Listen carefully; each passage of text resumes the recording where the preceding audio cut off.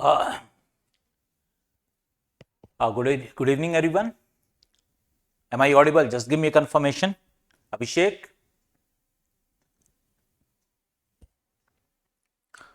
Just give me a confirmation. Am I audible or not? Okay, fine. So, Sahin, welcome. So, today we are just going to welcome dear, welcome. तो आज हम लोग जो start करने जा रहे हैं, today we are going to start with a most important chapter of your syllabus, that is the Company Act. It is the most lengthiest syllabus, it is the most lengthiest chapter as well, and this chapters simply increase the amplification of your syllabus up to a certain extent. तो हम लोग समझने की कोशिश करेंगे। तो company act 2013 की बात करेंगे, इसमें क्या टॉपिक्स हैं। एक बहुत बड़ा एक्ट है, कहा जाए कि इसकी ओरिजिन कैसे हुई, इसका इंट्रोडक्शन के बारे में हम लोग बात करेंगे, और फिर we will deal with the applicability. इसके एप्लीकेबिलिटी कहाँ पर है 2013 के एक्ट के पर्सपेक्टिव पर देखा जाए। इसके अलावा हम लोग देखेंगे कंपनी की वास्तव में कंपनी की मीनिंग क्या है, कंपनी होने का फीचर्स क्या है, इसके बारे में हम लोग बात करेंगे। कुछ क्लासिफिकेशन ऑफ द कंपनीज, इन सब चीज़ों को कवर करना है। ठीक है, तो दीज आर द कंटेंट जो हम लोगों को कवर करना है, जिसके ऊपर हम लोग आगे समय समय पर डिस्कस करते जाएंगे। क्लासिफिकेशन ऑफ द कैपिटल, क्योंकि अगर कंपनी रन करनी है तो यू नीड मनी। ठीक है, तो आपको पैसे की रिक्वायरमेंट होगा। तो अगर ऐसे कंडीशंस में क्या होगा कि अगर ऐसा कुछ होता है तो इस कंडीशन में हम लोग क्या डील करेंगे, that is the classification of the capital. किस तरह से हम लोग पूंजी को जनरेट करेंगे, कैपिटल जनरेट करेंगे। शेयर्स क्या हैं, उसके बेसिक्स कॉन्सेप्ट के बारे में आइडियाज लेंगे। Memorandum of association, and memorandum of association का सबसे इंपॉर्टेंट पार्ट एक article of association and memorandum of association, यानी कि सेक्शन 4 और सेक्शन 5, इसे कवर करना है। डॉक्ट्राइन ऑफ अल्टावायर्स, इसके बारे में बात करेंगे। आर्टिकल ऑफ एसोसिएशन क्या है, इसके बारे में बात करेंगे। ठीक है, डॉक्ट्राइन ऑफ इंडोर मैनेजमेंट, कुछ डॉक्ट्राइन्स है जिसको हमें कवर करना है। इसके अलावा देखा जाए एक्सेप्शंस क्या है आपके डॉक्ट्राइन ऑफ इंडोर मैनेजमेंट। हाँ, फिर इसके बाद या आपका कॉर्पोरेट वेल क्या है, इसके बारे में बात करेंगे। तो this is the basic syllabus का क्राइटेरिया कि जो हम लोग को कवर करना होगा इस पूरे के पूरे टॉपिक में। ठीक है, गुड इवनिंग रोहित। चलिए, तो सबसे पहले कंपनी एक्ट को समझने से पहले हम लोग कुछ बेसिक चीज़ों को जान लें। ये जो चैप्टर है आपका सबसे लेंथीएस्ट चैप्टर है। ये आने वाले एक दिन में एक क्लास खत्म नहीं होने वाली है। Almost it will take minimum 10 classes. तो 10 क्लासेस, और अब से जो 10वीं क्लास होगी that will be our last classes as well, last class as well, वो हमारी आखिरी क्लास भी होगी। ठीक है, तो इस तरीके से हम लोग कंटिन्यू करेंगे। तो कंटिन्यूस, हम इसे एक दिन में या एक हफ्ते में नहीं खत्म करने जा रहे हैं। वी विल टेक एटलीस्ट हमारा पूरा का पूरा, ये जो पूरा का पूरा नवंबर का महीना है वो सिर्फ एक एक्ट को जाने वाला है, जिसे हम लोग बोलते हैं कंपनी एक्ट। क्लियर? चलिए बात करते हैं introduction and overview about the act. सबसे पहले हम लोग बात किया जाए कि अगर ये एक्ट है तो सबसे पहले ये जानना जरूरी है कि कंपनी होती क्या है। ठीक है, इसके बारे में हम लोग बात करेंगे, और यहीं पे हम लोग कुछ इंपॉर्टेंट स्पेसिफिक टर्म्स के बारे में बात करेंगे कि कंपनी को लेकर के क्या क्या इंपॉर्टेंट टर्म्स हैं, कुछ इंपॉर्टेंट डिफिनीशंस के बारे में बात करेंगे। तो चलिए बात करते हैं। सबसे पहले इस जो ये एक्ट है 2013 का, इस एक्ट में ऑलरेडी जो सेक्शन 2 है उसका जो आपका सेक्शन 2 जो है वो डिफाइन करता है। क्या डिफाइन करता है? वो डिफाइन करता है आपका कि कंपनी क्या होती है। तो इसमें अगर आप देखेंगे बड़ा इंटरेस्टिंग वर्ड दिया है, कंपनी मींस अ कंपनी। ठीक है, तो एक डिफिनेशन क्या है, कंपनी क्या है? कंपनी एक कंपनी है इनकॉर्पोरेटेड अंडर दिस एक्ट और एनी प्रीवियस कंपनी लॉ। यानी कि दो चीजें समझ में आई। कंपनी क्या है? एक कंपनी है जो इनकॉर्पोरेटेड होगा, जिसको इनकॉर्पोरेट यानी कि कई लोग एसोसिएट होकर के बनाएंगे अंडर दिस एक्ट, या तो इस एक्ट के द्वारा, ठीक है, या फिर एनी प्रीवियस कंपनी लॉ, या इससे पहले भी अगर कोई लॉ बना है तो उससे। क्लियर हो रहा है डिफिनेशन? मुझे लगता है कि डिफिनेशन यहां पे क्लियर होना चाहिए। यहां पे क्या है कि अकॉर्डिंग टू सेक्शन 220 ये बोलता क्या है कि कंपनी एक्ट 2013 ये डिफाइन करता है कि कंपनी क्या है। तो बोलता है कि कंपनी एक कंपनी है, ठीक है, इनकॉर्पोरेटेड, यहां पर जो कई लोग एसोसिएट होकर के उसे इनकॉर्पोरेट उसको बनाते हैं थ्रू दिस एक्ट, चाहे वो कंपनी एक्ट 2013 के थ्रू बनाया जाए या इससे पहले भी कोई अगर कंपनी बनी है या कोई कंपनी से रिलेटेड कोई एक्ट है तो उसके द्वारा की बात की जा रही है, यानी कि दोनों बातें यहां पे की जा रही हैं। ठीक है, यानी कि इसने इस पूरे लाइन में एक क्लू दे दिया। वो क्लू क्या दिया कि इससे पहले भी कुछ था। तो इससे पहले एक एक्ट था जिसका नाम है कंपनी एक्ट 1956। ठीक है, तो हम उसके बारे में भी चर्चा करेंगे। क्या उससे भी कुछ पहले एक्ट था? तो उससे पहले भी था। ठीक है, तो कई सारे कंपनी को लेकर के कई सारे एक्ट बनाए गए हैं अभी तक। वो सारे के सारे कंपनीज के जो एक्ट है समय समय पे कंसोलिडेटेड किए गए हैं, और फिर उसके बाद समय के बदलाव के साथ साथ जैसे जैसे सोसाइटी बदली, समाज बदला, अर्थव्यवस्था बदली, तो जरूरतें भी बदली। तो उस हिसाब से कंपनी के स्वरूप को बदलने के लिए, कंपनी की जरूरतों को बदलने के लिए, कंपनी के ढांचों को बदलने के लिए एक्ट में भी परिवर्तन किया गया। तो there is a consolidated approach हम लोग रखे, पीछे की जो भी चीजें थी उसको लेकर के समेकित करके हम लोग आगे बढ़े। ठीक है, चलिए तो इसके बाद एक दूसरे डायमेंशन पे देखते हैं। दूसरा डायमेंशन क्या बताता है? In general a company is an artificial person. एक टर्म इंपॉर्टेंट है, आर्टिफिशियल पर्सन। बात करेंगे आर्टिफिशियल मतलब पर्सन मतलब क्या हो गया? आदमी। ठीक है, अब इसके बाद ये आर्टिफिशियल पर्सन अगर है तो ये क्या है?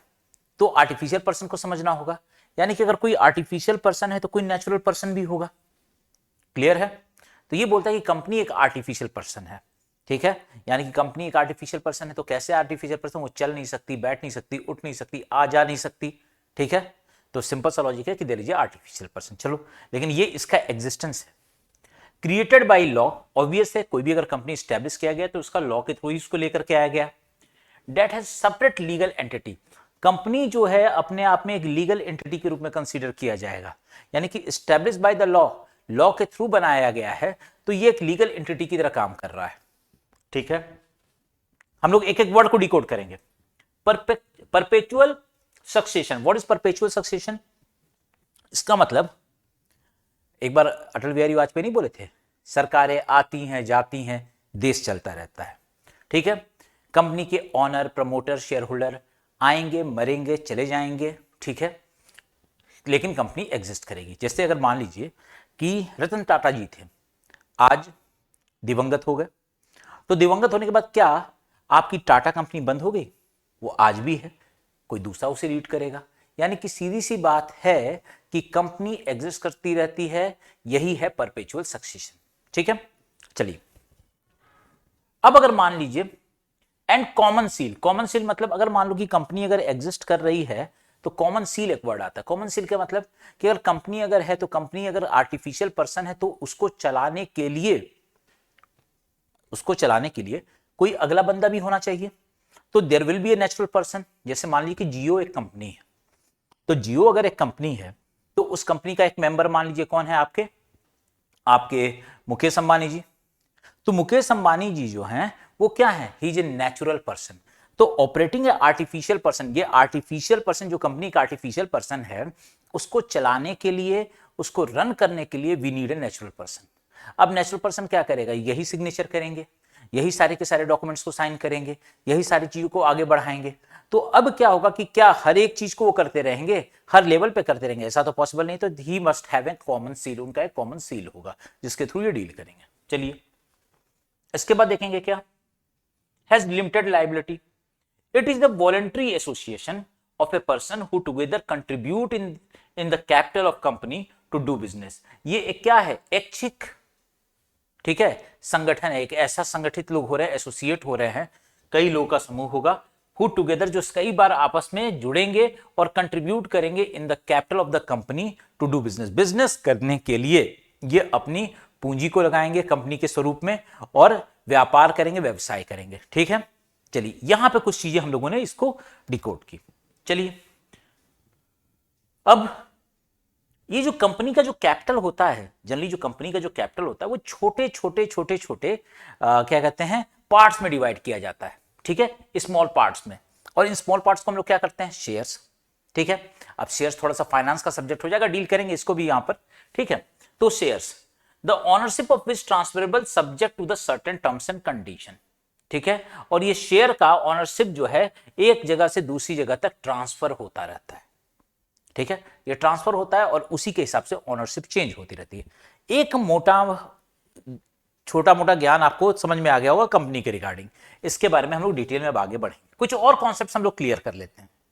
कंपनी की अगर बात किया जाए तो अब हम लोग यहां पे वास्तव में कंपनी का पूरा एक एक चीज को डिकोड करते हुए पढ़ेंगे, ठीक है। Under section 220 of the company act 2013 क्या बताता है? According to this section the company is nothing, जिससे एसोसिएशन ऑफ पर्सन, कई लोग आपस मिले उन्होंने एसोसिएट किया, it is association of person हो गया, ठीक है। और it is having a several legal entity, ठीक है, ये अपने आप में एक लीगल पहचान भी रखती है, and has a perpetual succession. इन तीन चीजों के वर्ड को मैंने ऑलरेडी बता रखा है। Company is divided into small denominations called share. Company का जो भी आपका पूंजी है, जो कैपिटल है रन करने के लिए, जो भी कंपनी को चलाने के लिए जो पूंजी की रिक्वायरमेंट है, क्योंकि क्या होता है कि कई सारे इंडिविजुअल्स आपस में एसोसिएट करते हैं, वो अपनी पूंजी लगाते हैं कंपनी में व्यवसाय करने के लिए, बिजनेस करने के लिए। तो सीधी सी बात है, जब ये व्यवसाय करेंगे तो उनकी पूंजी डिवाइडेड हो जाती है किसमें? आपके कई सारे छोटे छोटे डिनोमिनेशन, जिसे हम शेयर्स कहते हैं, ठीक है। अब अगर हम बात करते हैं कि अगर मैं एक एक वर्ड को अगर रिकॉर्ड करूं तो यहां पे एक वर्ड आता है, that is the term separate legal entity. क्या है separate legal entity? Separate legal entity means that the company has a separate existence from its share holder.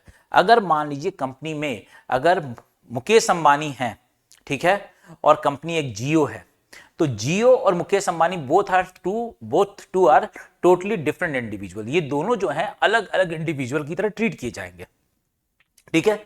जियो जो है उसके एक मेंबर या शेयर होल्डर मुकेश अंबानी हैं, और मुकेश अंबानी जो नेचुरल पर्सन, वो उठ सकते हैं, खा सकते हैं, पी सकते हैं, आ सकते हैं, जा सकते हैं, सारा काम कर सकते हैं, ठीक है।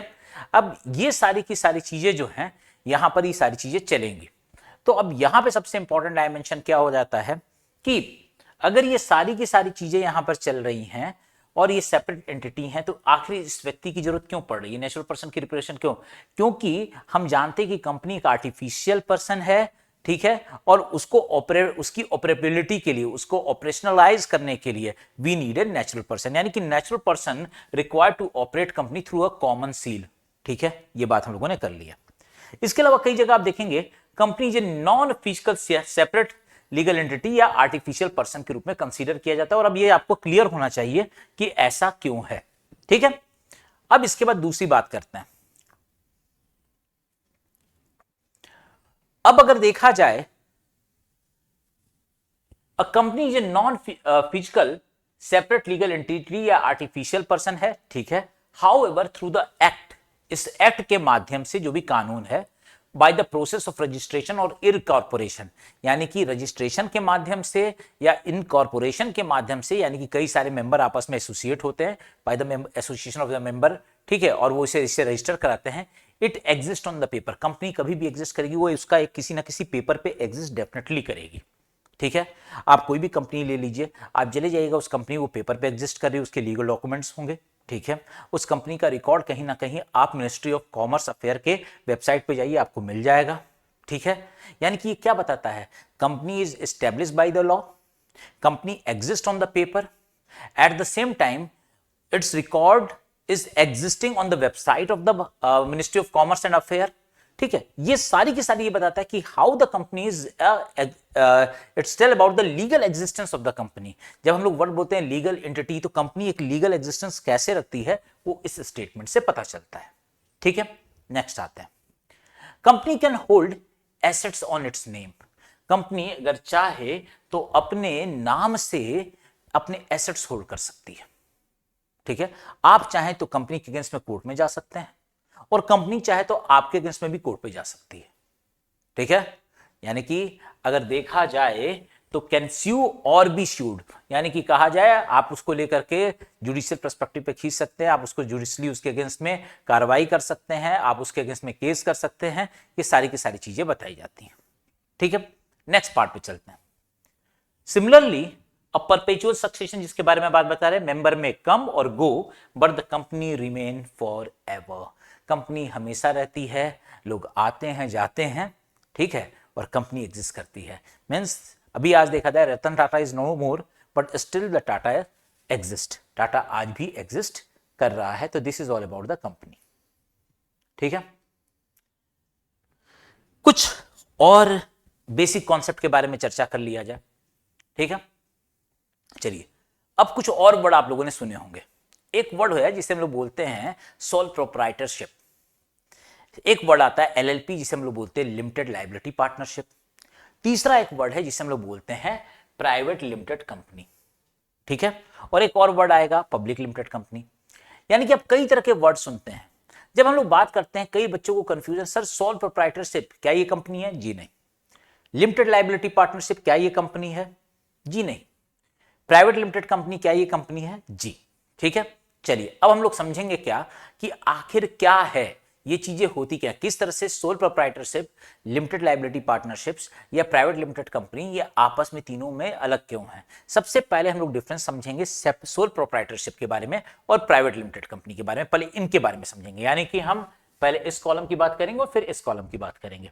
ठीक है, तो सोल प्रोप्राइटरशिप की बात किया तो लीगल एंटिटी की बात किया जाए, यानी कि कहा जाए सोल प्रोप्राइटरशिप में अगर लीगल एंटिटी देखा जाए तो वहां पर ऑनर और बिजनेस दोनों एक हैं।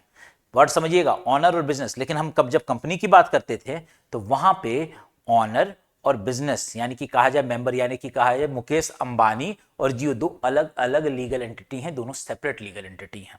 ठीक है, उनका दोनों का अपना अलग अलग एग्जिस्टेंस है। क्लियर हो रहा है? ठीक, चलिए तो यहां पे लीगल एंटिटी के पर्सपेक्टिव पे देखेंगे कि जहां पे सोल प्रोप्राइटरशिप में ownership and the business both are same.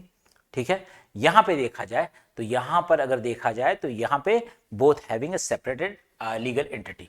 ठीक है, both are separate legal entity. अब अगर देखा जाए लायबिलिटी की बात किया जाए, लायबिलिटी की अगर हम लोग बात कर लेते हैं तो यहां पर अनलिमिटेड लायबिलिटी फॉर डेब्ट्स, अगर कर्ज ले लिए तो उसकी लायबिलिटी अनलिमिटेड। ठीक है, लेकिन अगर बात कर लिया जाए यहां पर लायबिलिटी लिमिटेड होगी फॉर शेयर होल्डर, जो कंपनी के मालिक होंगे या शेयर होल्डर्स होंगे, क्योंकि बोथ आर लीगल एंटिटी तो लायबिलिटी विल बी लिमिटेड। ठीक है, तो अगर कोई कर्ज ले रखा है तो वहां पर लायबिलिटी अनलिमिटेड है, तो यहां पे क्या है? Liability limited. चलिए अब ऐसी छोटी छोटी कंपनी होगी, मान लीजिए कि मैंने अपने नाम से कोई बिजनेस रन किया। ठीक है, और अब मैंने जो बिजनेस रन किया, मान लीजिए कि मैंने कोई एक परचून की दुकान खोल ली, या फिर मैंने अगर कोई एक छोटा सा बिजनेस, सपोज कि मैं एक सेटअप को, एक इंस्टीट्यूट को ही रन कर रहा हूं, तो ऐसे कंडीशन में अगर ये सोल प्रोप्राइटरशिप है तो सीधी सी बात है कि यहां पर मेरे और मेरी कंपनी के बीच में या मेरे और मेरे बिजनेस के बीच में जो एक डिमार्केशन लाइन है वो नहीं है। लेकिन अगर मैंने इसको कंपनी में कन्वर्ट कर दिया तो डेफिनेटली दोनों के बीच में डिमार्केशन लाइन आपको नजर आएगा। ठीक है, अब आते हैं नेक्स्ट। अब मान लो कि अगर कल के डेट में मैं और मेरा बिजनेस का रिप्रेजेंटेशन मैं ही कर रहा हूं, ठीक है, और दोनों सेपरेट लीगल एंटिटी नहीं हैं, तो सिंपल सा लॉजिक है कि ऐसे कंडीशन में कल के डेट में मुझे फंड रेज करना होगा तो मेरे लिए मुश्किल होगा। It is difficult to raise fund, यानी कि मेरा जो ग्रोथ है वो विल बी लिमिटेड। ठीक है, अब इसके बाद देखा जाए यहां पे जब आप कंपनी के रूप में कन्वर्ट करते हैं तो ऐसे कंडीशन में आपके लिए फंड जनरेट करना तो इन्वेस्टमेंट के माध्यम से आसान हो जाता है। अब कोई बोलोगे ना कि सर कोई सोल प्रोप्राइटरशिप जो है वो क्यों अपने आप को कंपनी में कन्वर्ट करना चाहेगा, तो वो इसलिए कन्वर्ट करना चाहेगा कि कल के डेट में अगर उसे ग्रोथ करनी, एक्सपेंशन करना है, तो सिंपल सा लॉजिक है। जैसे अब मान लो कि मैंने अपना दुकान खोल रखा है या अपना बिजनेस चला रखा है, मेरा ही अकाउंट जो है मेरी कंपनी का अकाउंट है, मैं अपने पर्सनल इनकम के हिसाब से टैक्स दे रहा हूं, ये बेसिक चीज है। यानी कि मेरे ऊपर किसी भी तरह का कॉर्पोरेट टैक्स नहीं लग रहा है, मेरे ऊपर किसी कंपनी का कोई टैक्स नहीं लग रहा, मैं जो पर्सनल इनकम टैक्स दे रहा हूं, मेरा ही अकाउंट, मेरा ही आय जो है वो मेरे व्यवसाय का आय है, क्योंकि मैं उसी से अर्न कर रहा हूं, तो मैं दायरे में आता हूं पर्सनल इनकम टैक्स रेट के। ठीक है, लेकिन यहां पर क्या है कि यहां पे कॉर्पोरेट इनकम टैक्स रेट जो है वो लगता है और इस पर टैक्स में इंसेंटिव्स भी दिया जाता है। ठीक है, तो ये इंपॉर्टेंट चीज याद रखना, यानी कि ये समझ में आया कि दोनों में डिफरेंसेस हैं। अब अगर मान लो कि इस तरह की कोई कंपनी है, अब मुझे अगर पूंजी अगर बढ़ाना, ग्रोथ और एक्सपेंशन करना है, तो मुझे सोल प्रोप्राइटरशिप के रूप में मुझे कोई फंड नहीं मिलने वाला, बहुत जल्दी मेरे पास फंड रेज करना बड़ा मुश्किल हो जाएगा। लेकिन अगर मैं अपना ग्रोथ और एक्सपेंशन करना चाहूँ, क्योंकि मैं कंपनी हूँ, तो मुझे बड़े आराम से एंजल इन्वेस्टर्स मिल जाएंगे। ठीक है, वेंचर कैपिटल मुझे बड़े आसानी से मिल जाएगा अगर if I am existing as a company. इसके अलावा कल मैं चाहूँगा तो मैं अपना आईपीओ भी इशू कर सकता हूँ।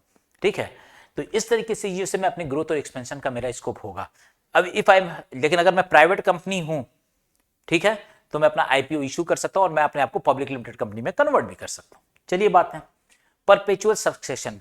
कल के डेट में मैं ऊपर चला जाऊं तो सीधी सी बात है, अगर ऐसी कंडीशन आ जाती है तो सिंपल सा लॉजिक है कि मेरे साथ कंपनी का भी एग्जिस्टेंस खत्म होता है। ठीक है, अगर कंपनी ने, अगर आदमी ने, बंदा जो रन कर रहा था सोल प्रोप्राइटरशिप में, अगर उसने रिटायरमेंट ले ली या फिर उसकी डेथ हो गई, कंपनी खत्म। ठीक है, अब यहां पर आता है, यहां पर इसके बावजूद भी कंपनी हमेशा रहती है। This is the basic difference. ठीक है, पब्लिक परसेप्शन, इस तरह की कंपनी जो एक इंडिविजुअल, एक आदमी के नाम से जिसकी एग्जिस्टेंस है, वो व्यक्ति है, तो अब सिंपल सा लॉजिक है कि इस तरह का पब्लिक परसेप्शन का उसकी क्रेडिबिलिटी बड़ी लो होगी। ठीक है, लेकिन यहां पे देखा जाएगा कोई कंपनी है तो उसकी क्रेडिबिलिटी ज्यादा होगी। ठीक है, कल के डेट में गवर्नमेंट की तरफ से अगर कोई सपोर्ट मिलता है तो सोल प्रोप्राइटरशिप को नहीं मिलेगा, उसके पास लिमिटेड एसेस रहेगा। लेकिन अगर more grants available for the government, through the government to this company, अगर आप कंपनी के फॉर्मेट में, तो आपको ग्रांट्स मिल सकता है। एडमिनिस्ट्रेशन के हिसाब से आपको कोई तंगी नहीं होगी, एडमिनिस्ट्रेशन आपको परेशान नहीं करेगा, कोई लो कंप्लायंस है, किसी भी तरह के बहुत ज्यादा नियम कानून से आप बंधे हुए नहीं हैं, क्योंकि आप सोल प्रोप्राइटरशिप को होल्ड किए हुए हैं। लेकिन यहीं पे देखा जाएगा, यहाँ पे आप देखेंगे हायर कंप्लायंस आपको देखने होंगे, आपको ज्यादा से ज्यादा रूल्स रेगुलेशंस नॉर्म्स के दायरे में आना होगा, आपके ऊपर एडमिनिस्ट्रेटिव बर्डन आपका बढ़ेगा। तो this is the basic things जो आपको समझना होगा कि सोल प्रोप्राइटरशिप और प्राइवेट कंपनी के बीच में डिफरेंसेस क्या है। लेकिन फिर आप बीच में बोलो कि सर जब ये दोनों इधर अलग अलग हैं, तो ये बीच में एक जो आप एलएलपी लेकर के आ गए, लिमिटेड लायबिलिटी पार्टनरशिप, ये क्या है? तो ये क्या है, इसमें से कुछ चीजें निकाली, इसमें से कुछ चीजें निकाली, दोनों को जोड़ करके एक फ्यूजन तैयार किया। तो कहा जाए एलएलपी एक तरह का हाइब्रिड कह लिया जाए, एक सहूलियत दी गई है सरकार के द्वारा, जिसमें हम बोलते हैं कि business and partners are separate. यहां पे अगर बोला जाए एलएलपी में क्या होता है, कोई एक आदमी अगर चला रहा है तो बात समझ में आ रहा है। अब मेरे साथ मेरे 3-4 दोस्त हो गए, ठीक है, मैंने मिलकर के एक बिजनेस रन किया 4 लोगों के साथ, तो बिजनेस और पार्टनर्स दोनों सेपरेट हैं। तो यहां पे क्या होगा कि वहां पे आप देखेंगे कुछ इसके अंदर इधर से प्राइवेट लिमिटेड कंपनी का कुछ फ्लेवर आ गया, यानी कि बिजनेस और पार्टनर्स आर सेपरेट। ठीक है, जैसे यहां पर प्राइवेट लिमिटेड कंपनी में हम लोग क्या देखते थे, both company and the owner of the company both are separate entity, तो दोनों के रूप में देखा जाता है। तो यहां पे क्या होगा, बिजनेस एंड पार्टनर, तो कहां से ये फ्लेवर ले लिया, पहले कॉलम का लीगल एंटिटी में मैंने यहां से उठा लिया। अब यहां पर देखा जाए, यहां पर लिमिटेड लायबिलिटी भी दिया गया है एलएलपी, यानी कि कहा जाए एलएलपी का ऐसा सिस्टम है जो कुछ सोल प्रोप्राइटर से मैच करता है, कुछ प्राइवेट लिमिटेड से मैच करता है, ये बीच का हाइब्रिड कह लीजिए, और इसके अंदर दोनों की क्वालिटी पाई जाएंगी। यहां पे भी लिमिटेड लायबिलिटी पाया जाता है, अगर खास तौर से अगर पार्टनर ने कोई मिसकंडक्ट नहीं किया तो there is always a limited liability. ठीक है, अब इसके बाद यहां पे लिमिटेड टू मेंबर कंट्रीब्यूशन, ठीक है, यहां पे मेंबर के कंट्रीब्यूशंस के ऊपर डिपेंड करता है कि फंड कितना रेज होगा। ठीक है, तो यहां पे इसके कंपेयर में तो फंड की रेजिंग आसान है, ठीक है, लेकिन इतना स्कोप नहीं है। चलिए, यहां पे भी दायरा क्या होता है, पर्सनल इनकम टैक्स यहां पे भी था, यहां पे भी कोई इसके ऊपर एलएलपी पे किसी भी तरह का कॉर्पोरेट टैक्स नहीं लगता, क्योंकि ये कंपनी तो है ही नहीं, तो सीधी सी बात है इसके ऊपर भी क्या लगता है, पर्सनल इनकम टैक्स, ये सारी चीजें इसमें लगेंगी। ठीक है, अगर इसमें क्या होता है, वहां पे किसी एक आदमी की डेथ की वजह से सारी कहानी खत्म हो रही थी सोल प्रोप्राइटरशिप में, यहां पर क्या होगा, यहां पे देखेंगे and with the partners death. ठीक है, अगर पार्टनर्स की डेथ हो जाती है तो सिंपल सा लॉजिक है कि ये यहां पे कंपनी का एग्जिस्टेंस खत्म हो जाएगा, परपेचुअल सक्सेशन में देख रहे हैं। पब्लिक परसेप्शन देखा जाए, लो क्रेडिबिलिटी तो आपके सोल प्रोप्राइटरशिप में थी, उसके कंपेयर में यहां पे क्रेडिबिलिटी ज्यादा है, मॉडरेट है, लेकिन जो स्कोप क्या कहते हैं प्राइवेट कंपनी का उतना नहीं है। ठीक है, चलिए, इसके अलावा गवर्नमेंट ग्रांट का इसमें एसेस नहीं था सोल प्रोप्राइटरशिप में, लेकिन एलएलपी में आपको गवर्नमेंट की तरफ से कुछ एसेस मिल जाते हैं, गवर्नमेंट ग्रांट का स्कोप यहां पे खुलता है थोड़ा बहुत। ठीक है, यहां पर लो कंप्लायंस था, यहां पे मॉडरेट कंप्लायंस हो गया। हायर कंप्लायंस, जिस तरह से प्राइवेट कंपनी के ऊपर बहुत सारे रूल्स रेगुलेशंस या एडमिनिस्ट्रेटिव बर्डन डाले जाते थे, उस तरह के एडमिनिस्ट्रेटिव बर्डन जो हैं इसके ऊपर मौजूद नहीं है। तो इतनी कुछ चीजें हम लोगों ने समझा, हम लोगों ने अभी तक देखा कि कंपनी क्या है। ठीक है, कंपनी को देखने के बाद हम लोगों ने कंपनी की डिफिनेशन को डिकोड किया। इसके अलावा मैंने आपको बताया कि कंपनी जो है सोल प्रोप्राइटरशिप, एलएलपी, इन सबसे अलग कैसे है। ठीक है, प्राइवेट कंपनी की हम लोग बात कर रहे हैं। ठीक है, तो ये बेसिक डिफरेंसेस हम लोगों ने कवर किया। चलिए, अब आते हैं आज बच्चा हम लोग सिर्फ कॉन्सेप्ट की बात करेंगे, कुछ बेस में तैयार कर रहा हूं मैं। यहां पे मैंने बोला कि 10 क्लासेस चलेंगी, तो बेसिक्स कॉन्सेप्ट्स हम लोग लेकर के चलें ताकि हम लोग आगे अपनी लड़ाई को आगे जारी कर सकें। पहला कंपनी एक्ट कब बना, ठीक है, तो देखने को जब हम लोग चलते हैं तो 1913 में कंपनी एक्ट दिखाई देता है। उसके अंदर फिर अमेंडमेंट किया जाता है 1942 के अंदर में, फिर उसको फिर कंसोलिडेट किया जाता है 1956 में। कंपनी एक्ट 1956 एस्टेब्लिश हुआ और इसी को बेस बना करके बहुत सारी कंपनीज का एस्टेब्लिशमेंट किया 1956 में। आपको याद रखिए ये वही साल है जब हम लोग अपनी इंडस्ट्रियल पॉलिसी लेकर के आए थे। फर्स्ट इंडस्ट्रियल पॉलिसी 1948 में था और सेकंड इंडस्ट्रियल पॉलिसी 1956 में था। तो आप समझ सकते हैं कि इट इज वेरी इंपॉर्टेंट। तो कंपनी एक्ट जो है 1956 में स्टैब्लिश किया गया। लेकिन समय के साथ 1956 का जो कंपनी एक्ट चल रहा था, अब समय लगने लगा कि एक समय के बाद रियलाइजेशन हुआ कि इसमें बहुत सारे बिजनेस का नेचर, कंपनीज का नेचर बहुत कुछ बदल चुका था। तो लोगों को रियलाइजेशन हुआ कि इस कंपनीज एक्ट के अंदर में परिवर्तन की जरूरत है, इसको दोबारा इसमें से कुछ रूल्स रेगुलेशंस या आपके इसको अमेंड करने की जरूरत है, इसमें अमेंडमेंट किया जाए और फिर इसे फर्दर कंसोलिडेट किया जाए। और उसी के रिजल्ट के रूप में आप देख रहे हैं किसको, आज का जो कंपनी एक्ट 2013 है। तो यहां पर यह समझ में आ गया होगा कि हमारे हिस्टोरिकल बैकग्राउंड में देखेंगे तो कंपनी एक्ट की हिस्ट्री 1913 से हमें समझ में आती है, 1942 में समझ में आता है, 1956 में, ठीक है, ये समझ में आता है। और फिर फाइनली अभी तक ये कंसोलिडेट होकर के और फिर आपका क्या कहते हैं अमेंड होकर के ये आपकी कंपनी एक्ट 2013 में ये एग्जिस्ट कर रहा है, ठीक है। ये सारे के सारी चीजों को कंसल्ट करके आपकी द कंपनी एक्ट 2013 एस्टैब्लिश किया गया है, ठीक। यहां तक हम लोगों ने चीजों को समझा। इसके बाद नेक्स्ट सबसे इंपॉर्टेंट डायमेंशन आता है कि कंपनी का दायरा कितना है, इसका स्कोप क्या है।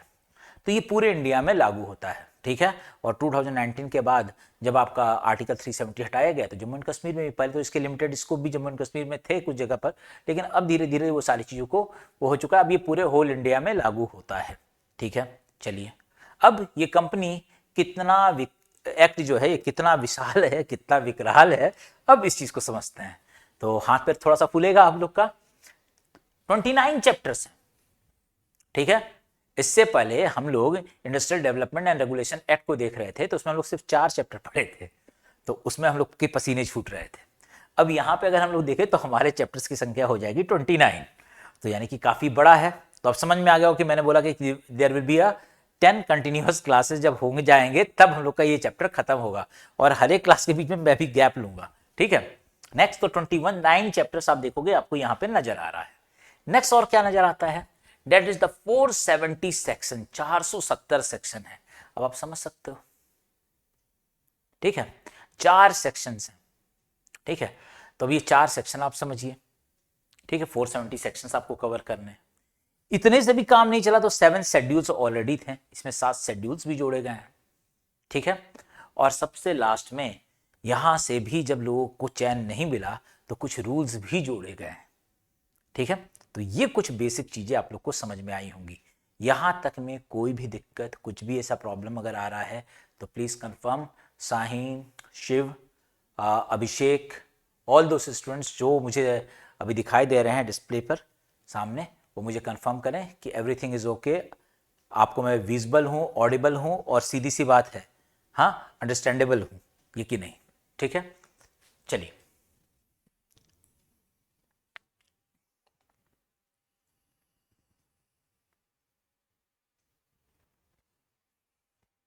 चलिए आगे बात करते हैं।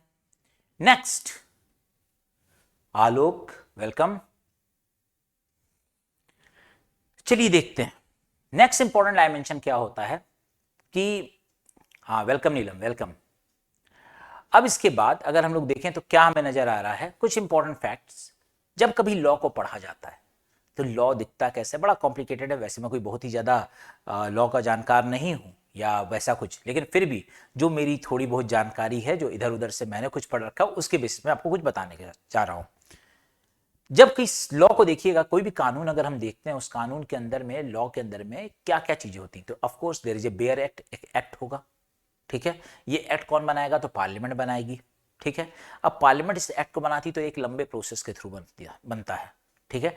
इसमें बहुत सारी चीज़ें हैं, जैसे अगर लॉ बनाए जाते हैं तो इसमें एक्ट को अगर देखेंगे तो फिर पहले ये लोकसभा में, राज्यसभा में, फिर प्रेसिडेंट के द्वारा और फिर लास्ट में गवर्नमेंट गैजेट के थ्रू ये इस्टेब्लिश होता है। यानी कि एक लंबा प्रोसेस है, आप लोकसभा में पास करवाओ, राज्यसभा में पास करवाओ, फिर प्रेसिडेंट से वो अप्रूवल लो और फिर उसके बाद लास्ट में आप गवर्नमेंट गैजेट के थ्रू इसको ले आओ। इसमें सबऑर्डिनेट लेजिस्लेशन का कितना काम चलता है ठीक है, ये भी अपने आप में सबको मालूम है। ठीक है, तो यानी कि अगर ये एक्ट इतना बड़ा है तो अगर इस एक्ट में कल के डेट में कुछ बदलाव करना पड़ जाए, अचानक लगा कि इस एक्ट में ये समय के साथ साथ ये चेंज करना होगा, तो क्या पूरा का पूरा फिर लोकसभा बैठाएंगे, राज्यसभा बैठाएंगे, फिर प्रेसिडेंट को इन्वॉल्व करेंगे और फिर उसके बाद गवर्नमेंट गजट फिर दोबारा निकलेंगे? इतना लंबा प्रोसेस तो है नहीं। तो देयर आर सर्टेन रूल्स, इसमें क्या एड ऑन किए जाते हैं? रूल्स। ये रूल्स जो होते हैं ये फ्लेक्सिबल टूल्स होते हैं जिसके थ्रू हम लोग सेंट्रल गवर्नमेंट जो है आपके इस एक्ट के अंदर में समय समय पर चेंजेस लेकर के आ सकती है। जैसे पेनाल्टी को लेकर के बात कर लिया जाए, पहले पेनाल्टी 2000 रुपए लगती थी, आज पेनाल्टी 5000 रुपए लग रही है, तो ये तो माइनर चेंज था ना। अब इसके लिए फिर हम पूरे पार्लियामेंट में हम इसको अमेंडमेंट करके तो लेकर के आएंगे नहीं, इतना लंबा प्रोसेस क्यों करेंगे? तो देयर आर सर्टेन रूल्स जिसके थ्रू हम लोग ये कर सकते हैं। क्या इसके अलावा भी और कोई हथियार है? तो सर्कुलर्स हो गए, नोटिफिकेशंस हो गए। ठीक है, याद कीजिए कोविड का वो पीरियड जब लगातार नोटिफिकेशन पर नोटिफिकेशंस आ रहे थे। ठीक है, अमेंडमेंट हो गए।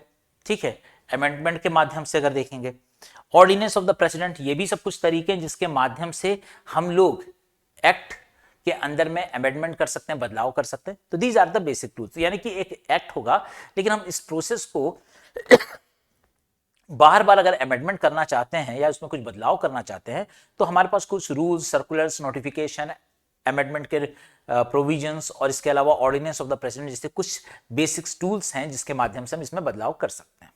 ठीक, चलिए एक फॉर्मेट देखते हैं।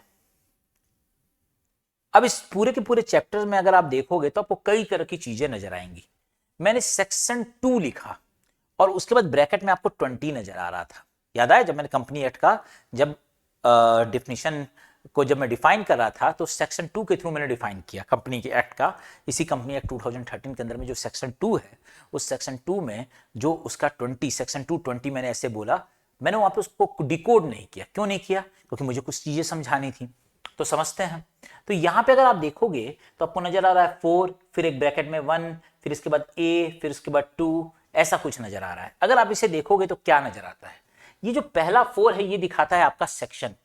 ठीक है, और इसके बाद जो 1 दिखाता है ये क्या दिखा रहा है? Sub section. तो याद करो कि कंपनी एक्ट सेक्शन 2 का फिर उसके अंदर में जो ब्रैकेट के अंदर में 20 रखा था, ठीक है, वो एग्जैक्टली क्या था? वो सब सेक्शन था। ठीक है, तो ये क्लियर हो गया होगा। यानी कि पहले आपका क्लियर हुआ क्या? It is A section. Section के बाद पहले ब्रैकेट में जो नंबर दिया that is the sub section. Sub section हो गया। इसके बाद फिर ए नजर आ रहा है। ठीक है, ए क्या है? क्लॉज। ठीक है, इट इज ए क्लॉज। और इसके बाद फिर आपको 2 नजर आ रहा है that is the sub clause. यानी कि कहा जाए, यानी कि अगर आपका जो एक सेक्शन जो है फर्दर कैसे डिवाइडेड है? Section divided into sub section, sub section is further divided into the clause and clause फिर फाइनली सब क्लॉज में डिवाइड होता है। तो ये एक प्रोसेस, बस एक बेसिक कॉन्सेप्ट रख लें क्योंकि यहां पे कई सारे section, sub section, clause, sub clause नजर आएंगे।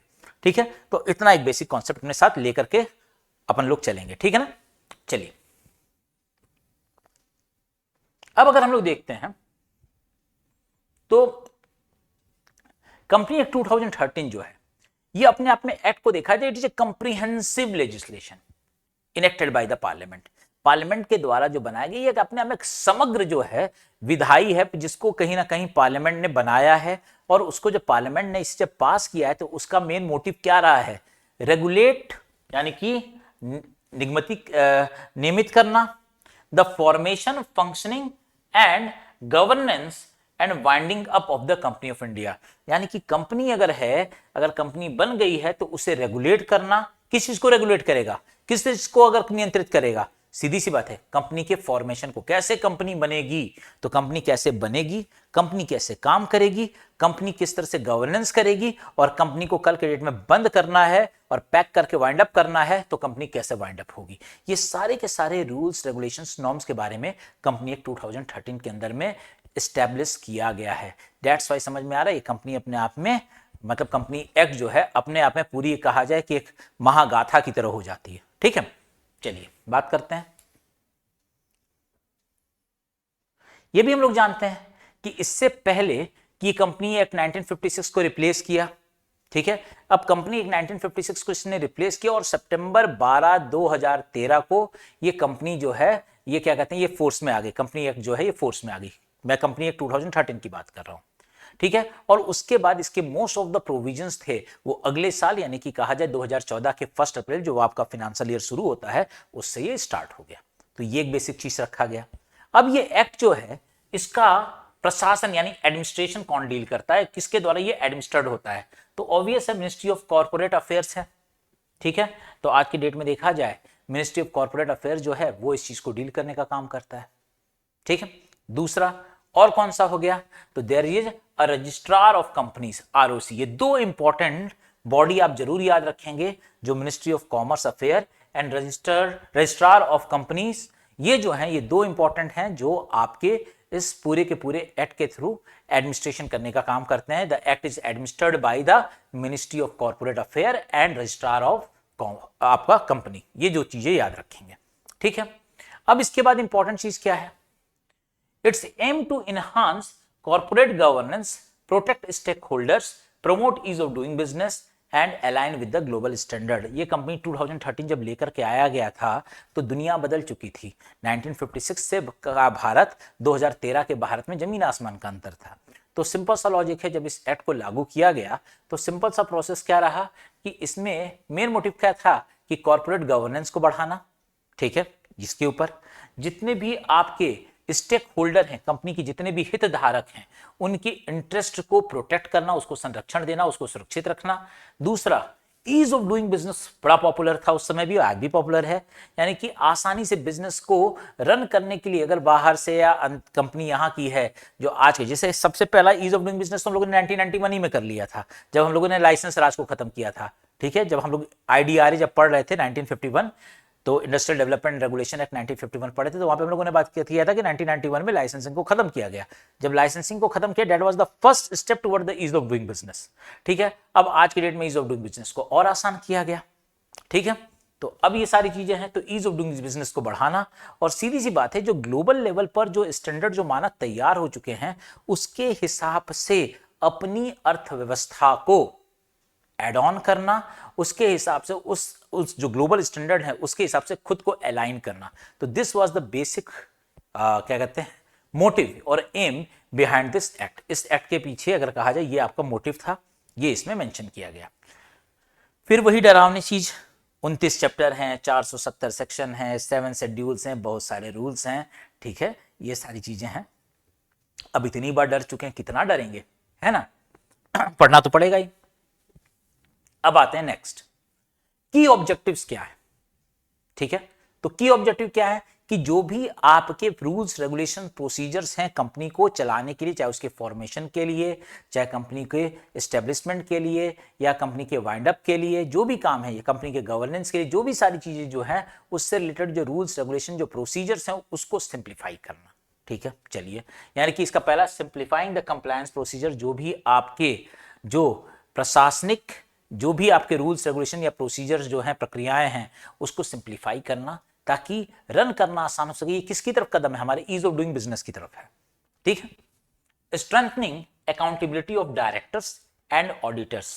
ठीक है, जो भी कंपनी के डायरेक्टर्स हैं, निदेशक हैं या ऑडिटर्स हैं, उनकी अकाउंटेबिलिटी को, उनकी जिम्मेवारी को क्या करना, मजबूत करना, उनको ज्यादा अकाउंटेबल बनाना। यानी कि कहीं ना कहीं इसके माध्यम से सरकार जो है अकाउंटेबिलिटी इंश्योर करने की भी कोशिश कर रही है। ठीक है, चलिए अगले बात पे, promoting transparency through the mandatory disclosure. अब ट्रांसपेरेंसी करना होगा। ट्रांसपेरेंसी सीधी सी बात है कि आपको जो मैंडेटरी डिस्क्लोजर्स के कुछ टर्म्स हैं कि भैया अगर आप कंपनी रन कर रहे हो तो दिस इज द इंफॉर्मेशन जो आपको अपनी पूरी इच्छा के साथ, स्वेच्छा के साथ आपको प्रस्तुत कर देना है। ठीक है, और आपको इसमें इफ और बट नहीं लगेगा, इतनी इंफॉर्मेशन आपको देनी ही देनी पड़ेगी ताकि आपके जो कंपनी में इन्वेस्टर्स हैं, जो निवेशक हैं, जो भी आपके स्टेक होल्डर्स हैं, उनके इंटरेस्ट को प्रोटेक्ट किया जा सके। सीधी सी बात है, अगर आप इंफॉर्मेशन शेयर कर रहे हैं तो you are not hiding anything. जब कोई भी चीज आप हाइड नहीं कर रहे हैं तो hardly there is scope for the corruption. तो ये मेंटल सेटअप लेकर के इसको तैयार किया गया है। चलिए, इसके अलावा ये फैसिलिटेट करता है कंपनीज को मर्जर। अब एक कंपनी है जो लॉस मेकिंग है, दूसरी कंपनी है, तो अब एक लॉस मेकिंग कंपनी, एक प्रॉफिट मेकिंग कंपनी के बीच में मर्जर करा देना, एमलगेशन करा देना, एक्विजिशन करा देना, इस तरह की कुछ चीज़ों को भी एड ऑन किया गया, जो कहीं ना कहीं मॉडर्न बिजनेस का एक नया स्वरूप बन चुका है। तो अब मर्जर एक्विजिशन एक बड़ा कॉमन सा था, एमलगेशन था, सब बात होगी आगे। इसके अलावा एक और टर्म आया CSR, कॉर्पोरेट सोशल रिस्पॉन्सिबिलिटी। ठीक है, अब कॉर्पोरेट सोशल रिस्पॉन्सिबिलिटी की अगर हम लोग बात करें तो यहाँ पे क्या नजर आता है कि of course if the company is earning, if company is getting benefit from the society, तो that this is the time to return to the society. मतलब अब आपको, अगर आप समाज से कुछ ले रहे हैं, प्रकृति से कुछ ले रहे हैं, इन्वायरमेंट से, सोसाइटी से अगर आप ले रहे हैं, तो then you have to deliver something towards the society. आपको सोसाइटी के लिए कुछ ना कुछ आपको देना होगा, तो that is the CSR, corporate social responsibility. ये सब कुछ इंपॉर्टेंट चीजें जो हैं इसके थ्रू, इस एक्ट के थ्रू लेकर के गए। हम लोगों ने अभी इसके सिर्फ बैकग्राउंड की बात की है। पिछले 40 मिनट में मैंने सिर्फ कंपनी एक्ट को ले आने का मोटिव, आप समझ सकते हैं कि कितना डिटेल में पढ़ना होगा इस एक्ट को। ठीक है, अब आते हैं नेक्स्ट। अगर हम लोग देखें तो क्या नजर आता है, सबसे पहले 29 चैप्टर्स हैं, तो 29 चैप्टर्स का एक एक करके एक बार मुखड़ा देख लिया जाए। चैप्टर 1 जो है, जैसे प्रीलिमिनरी की बात कर लिया जाए, उसमें प्रीलिमिनरी के बारे में मेंशन किया गया, बस आप लोग देखते जाइए। चैप्टर 2 है incorporation of company and matter of the incidental thereto. अगर देखा जाए कि कंपनी का इनकॉर्पोरेशन कैसे होगा, कंपनी कैसे स्टेब्लिश की जाएगी, उसके बारे में बात किया गया है। ठीक है, कंपनी, चैप्टर 3 बताता है prospectus and allotment of the securities. अगर कोई कंपनी है, और अगर सिंपल सा लॉजिक है कि कल के डेट में एक कंपनी है प्राइवेट लिमिटेड कंपनी, जब तक वो प्राइवेट लिमिटेड है तब तक तो ठीक है, लेकिन अब वो अपने आप को पब्लिक लिमिटेड कंपनी में कन्वर्ट करना चाहती है ना, हो तो अब सीधी सी बात, पब्लिक लिमिटेड कंपनी कब होगी, जब वो अपने आप को स्टॉक मार्केट में लिस्ट करेगी। जब अपने आप को स्टॉक मार्केट में लिस्ट करेगी तो वो अपने लिए पहली बार IPO लेकर के आएगी। तो अपना ग्रोथ और एक्सपेंशन करने के लिए कंपनी क्या करती है, अपना IPO लेकर के आती है। अभी हाल में आप देखोगे कौन सा लेकर, लेंसकार्ट लेकर के आई है, 78,000 करोड़ का उन्होंने अपना वैल्यूएशन देखा है, और 10% शेयर उतार रहे हैं लगभग 7,800 करोड़ रुपए के आसपास का। मुझे एग्जैक्ट डाटा याद नहीं है, लेकिन इसी के लमसम है। और अभी आप देखोगे वो परचेस करना है। ठीक है, अभी मैं देख रहा था उनके स्टॉक में कुछ 37 शेयर्स का लॉट है उनका। ठीक है, जिसकी कीमत मैंने इवेल्युएट की कुछ 392 पे मैं उसकी बिडिंग कर रहा था, और ये 14,000 समथिंग कुछ जा रहा था। ठीक है, तो मैं ये बता रहा हूं मतलब कि इस तरह से क्या है, जब कंपनी ग्रोथ और एक्सपेंशन करेगी तो वो अपनी कंपनी, इसके बाद क्या होगा, लेंसकार्ट अपने जब शेयर को जब इशू करेगी और जब लोगों से पैसे उठाएगी, IPO के थ्रू जब पैसे जनरेट करेगी, तो सिंपल सा लॉजिक है वो पब्लिक लिमिटेड कंपनी में कन्वर्ट हो जाएगी। कई तरह की कंपनीज होती है जिसके बारे में बात होगी आगे। ठीक है, तो यहाँ पे prospectus and allotment of the securities. ठीक है, इसके बाद प्राइवेट प्लेसमेंट बात करेंगे। प्राइवेट प्लेसमेंट क्या होता है, डिटेल में आगे सब कुछ पढ़ना है। ठीक है, ये भी शेयर का खेला है, समझ लीजिए। शेयर कैपिटल एंड डिबेंचर्स क्या होते हैं, इसके बारे में बात होगा। आप समझ सकते हैं पूरा फाइनेंस भी इसमें चलेगा साथ साथ। ठीक है, acceptance of deposit by the companies. ठीक है, रजिस्ट्रेशन ऑफ चार्जेस। ठीक है, चैप्टर 6 में मेंशन किया गया है। कंपनी का मैनेजमेंट और एडमिनिस्ट्रेशन कैसे रन होगा, इसके बारे में मेंशन किया गया चैप्टर नंबर 7 में। चैप्टर नंबर 8 बताता है declaration and the payment of the dividend, यानी कि अगर कंपनी अगर है और अगर उसको कहीं ना कहीं जब उसके शेयर होल्डर के लिए उसे कहीं ना कहीं डिविडेंड तो इशू करना ही पड़ेगा, लाभांश। अगर किसी ने शेयर खरीदा है तो ऑफ कोर्स उसके बदले में वो कुछ कंसिडरेशन चाहेगा, तो वो डिविडेंड चाहेंगे, तो उसका डिक्लेरेशन, उसका पेमेंट कैसे करना है, इन सब चीजों के बारे में मेंशन किया गया है। अकाउंट्स ऑफ द कंपनीज को कैसे मेंशन करना है, कंपनी को अपने अकाउंट्स कैसे मैनेज करने हैं। ऑडिट और ऑडिटर से रिलेटेड जो है वो आपका चैप्टर नंबर 10 है। ठीक है, appointment and qualification of the director. अगर कंपनी का कोई अगर क्या कहते हैं मतलब अगर कहा जाए डायरेक्टर को अपॉइंट किया जाता है, कंपनी का कोई डायरेक्टर अपॉइंट किया जाता है, तो उसकी क्वालिफिकेशन क्या होगा, उसके अपॉइंटमेंट के नॉर्म्स क्या होंगे, ये सब भी आपके चैप्टर नंबर आपके 11 में दिया गया है। ठीक है, चैप्टर नंबर 12 में देखिएगा तो meeting of boards and it's power, कब कब मीटिंग होगी, कितने दिनों की डिफरेंस पे मीटिंग होगी। बोर्ड ऑफ डायरेक्टर्स जब बैठेंगे तो सिंपल सा उनके क्या क्या अधिकार है, उनके क्या क्या पावर है, इन सब चीजों के बारे में आपके चैप्टर नंबर 12 में बताया गया है। Chapter number 13 appointment and remuneration of the manager person. Manager person पे जो बंदा बैठेगा उसका अपॉइंटमेंट कैसे होगा, उसको क्या सैलरी क्या रिम्यूनरेशन दिया जाएगा, उसके रिगार्डिंग जो है आपके चैप्टर नंबर 13 में मेंशन किया गया है। चैप्टर नंबर 14 जो है वो क्या करता है, इंस्पेक्शन इंक्वायरी इन्वेस्टिगेशन। अगर कंपनी ढंग से काम नहीं करी तो उसको इंस्पेक्शन करना होगा, उसकी इंक्वायरी होगी, इन्वेस्टिगेशन होगा, उसके रिगार्डिंग आपके चैप्टर नंबर 14 में मेंशन किया गया है। चैप्टर नंबर 15 बताता है कॉम्प्रोमाइजेस अरेंजमेंट एंड एमलगेशन। ठीक है, इनके बारे में। चैप्टर नंबर 16 अगर देखा जाए prevention and operation of the operations of management, अगर देखा जाए उसके बारे में अगर बात किया जाए। इसके अलावा चैप्टर नंबर 17 की बात किया जाए तो उसमें आपके रजिस्टर्ड वैल्यूअर्स के बारे में मेंशन किया गया है। चैप्टर नंबर 18 के बारे में देखा जाए removal of the name of the company from the register of the companies. Company का जो रजिस्टर होता है उसमें से आपके कंपनी की को इंड कैसे करना उसके बारे में बात हो गया। फिर revival and rehabilitation of the sick companies, कोई कंपनीज है जैसे आपका याद होगा सीका हम लोगों ने पढ़ा था 1985 का, तो उसमें उससे कनेक्टेड आपका चैप्टर नंबर क्या है 19 है। ठीक है, कंपनी को वाइंड अप करना है, कैसे वाइंड अप करेंगे, ठीक है, उसके बारे में मेंशन किया गया आपके चैप्टर नंबर 20 में। ठीक है, इसके अलावा देखा जाए कंपनीज, अगर देखा जाए इसमें चैप्टर नंबर 21 में companies authorized to register under this act, कौन कौन सी कंपनीज हैं जो ऑथराइज्ड हैं पार्ट 1 के थ्रू जो रजिस्टर्ड होने के लिए। ठीक है, winding up of the unregistered company इसके बारे में मेंशन किया गया है। तो ये सब चीजें, और फिर इसके बाद बताया गया कि कितने तरह की कंपनीज होती हैं, ये सारा चीज कवर करना है।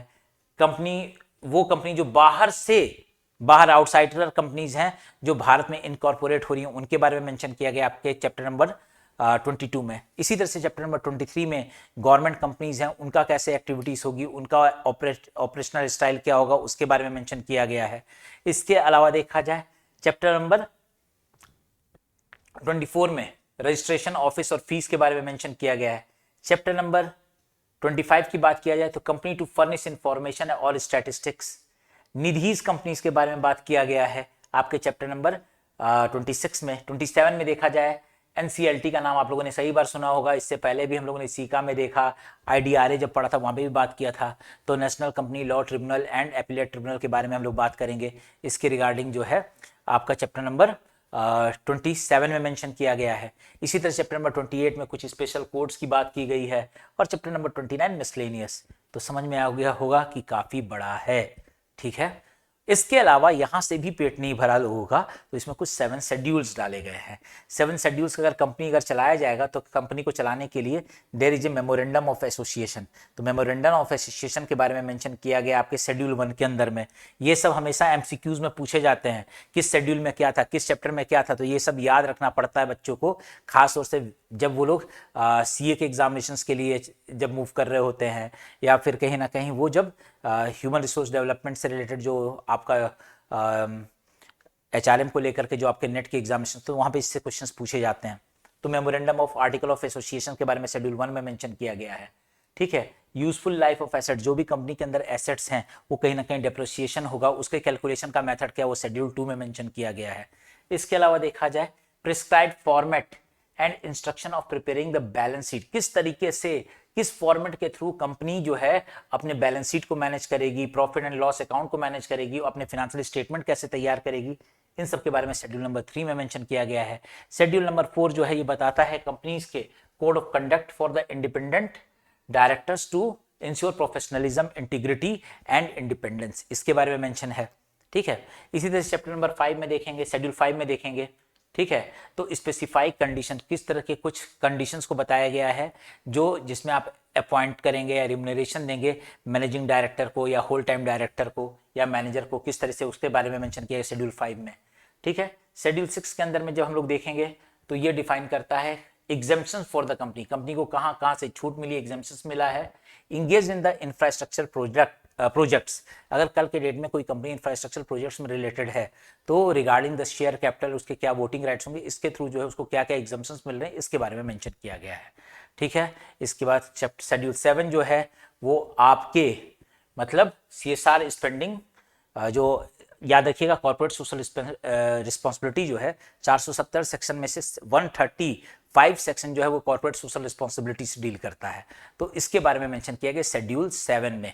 आज के लिए इतना ही आज आपको लोग के लिए बहुत ज्यादा हो जाएगा। तो ये मैंने आज एक इंट्रोडक्शन दिया कंपनी का। ठीक है, तो जस्ट कंफर्म में कि कोई दिक्कत इसमें अगर आ रही हो तो मैं यहीं पे हूं। नेक्स्ट क्लास में जब हम लोग परसों मिलेंगे तो definitely we will deal with the chapter number 1। कोई दिक्कत? नीलम, साहीन, आलोक, अभिषेक,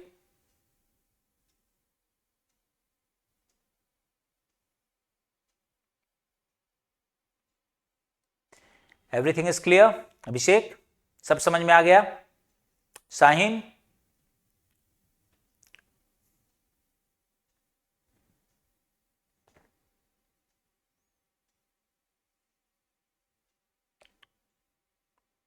चलिए बढ़िया। जब सब क्लियर है तो इसका मतलब आप लोग पढ़ाई कर रहे हैं। ठीक है, तो that's all from my side. Thank you, take care, god bless you. ठीक है, और फिर नेक्स्ट क्लास में हम लोग मिलते हैं। अच्छा, ठीक है। ठीक है आलोक, कोई दिक्कत नहीं है। ठीक है, जहां तक मुझे देखने में लग रहा है कि सारे लोगों को समझ में आ गया है। ठीक है, तो ये सारी चीज़ें हम लोग यहाँ से डील करेंगे। चलो, thank you, take care, god bless you, have a nice day.